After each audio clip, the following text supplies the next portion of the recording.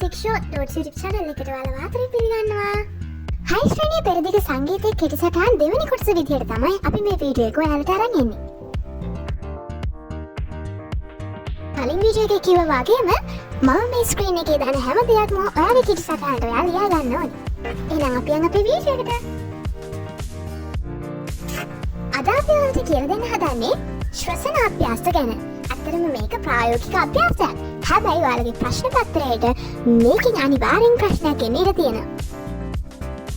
අපේ උගුර තියෙන ස්වරාලය කියන අවයවයෙන් තමයි හඬ නිකුත් වෙන්නේ. ඒකට vocal cords කියලා කියනවා. හඬ නිෂ්පාදනය කිරීම සඳහා ස්වරාලය තුළ තන්තු දෙකක් නිර්මාණය වෙලා තියෙනවා.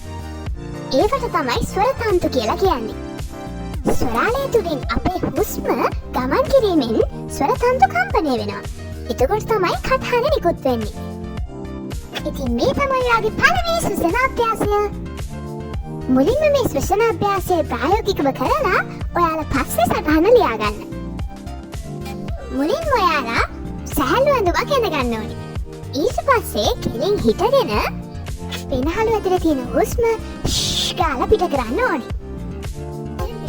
හඬින් ඔයාලා ඔයාලගේ හුස්ම පිට කරද්දී සැලකිලිමත් වෙන්න ඕන දෙයක් තමයි ඔයාලගේ බඩ ඇතුළට හකුල ගන්න ඕනි කියන එක. ඊට පස්සේ ආයෙමත් ඔයාලා හුස්ම ගනිද්දී බඩේ මාංශ පේශීන් ලිහිල් කරන්න ඕනේ. පෙනහළු තුළට වාතය නිරායාසයෙන් පිරීමට ඉඩ හරින්නත් ඕනේ. ඉතින් මේ කියපු විදිහට දිගටම ආශ්වාස ප්‍රාශ්වාස කරන්න ඔයාලා පුහුණු වෙන්න. ගායනය කිරීමට ඉතාමත්ම පහසුයි. ඊළඟට අපි යමු අපේ දෙවෙනි අභ්‍යාසයට. මේකත් හරිම ලේසි අභ්‍යාසයක්. මේකට ඔයාලට ඕන වෙන්නේ ඉටිපන්දමක් විතරයි.